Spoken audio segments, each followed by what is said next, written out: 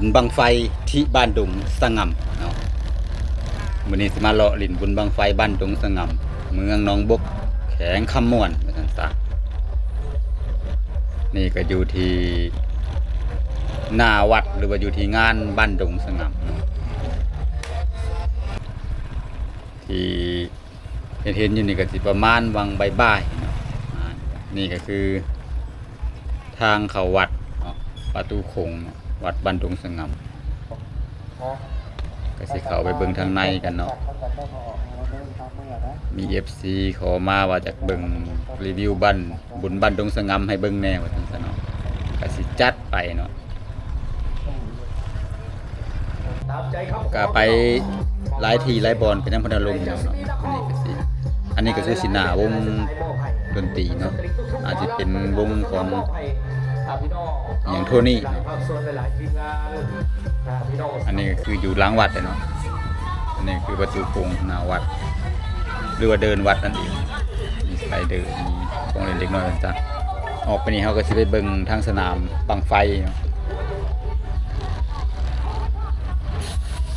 ก็สิห่างกันอยู่ประมาณวัง200 เมตรประมาณนี้เนาะจากวัดไปที่ห่างบังไฟนะเพิ่นก็สิบ่อยู่ติดวัดปานใดเนาะก็สิอยู่คนละฝากทางซั่นซะแคมทุ่งนาเอาไปเบิ่งพร้อมกันเนาะบรรยากาศนี่คือสนามบังไฟเนาะทางเพิ่นก็ดีเนาะตรงนี้ก็ได้ทางลงไปทางในเลยเนาะเราเบิ่งภาพบรรยากาศนี่ก็คือสนามบังไฟบ้านดงสง่ำส่วนไรบังไฟจะเป็นบังไฟแป๊บนะบังไฟยางมีการแข่งขันและการเดิมพันกันในสามวันนี้ก็ได้สีรางวัลก็จะประมาณ3-4 ล้านสามวันนึงก็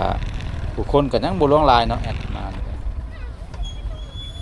บ้านทรงงำนี่ก็เสื่อยเนาะบ้านเพิ่นก็มักม่วนเนาะแต่ละปีเพิ่นก็จัดงานแบบมีบุญของไฟได้เนาะแต่ว่าผู้คนมาเที่ยวนี่ก็บ่หลวงบ่หลายตามที่แอดมาแต่ละปีนะครับบ้านดงสง่ำก็เป็นบ้านที่บ่ใหญ่โตบ่ได้เพิ่นซะเนาะหลังคาก็สิประมาณวัง100ประมาณนั้นมั้งก็เป็นบ้านน้อยเนาะบ้านบ่หลายเพิ่นซะหลังคาบ่หลายก็เลยบ่หลายปานใดขอขอบใจเนาะที่เข้ามารับชมฟังกันขอขอบคุณ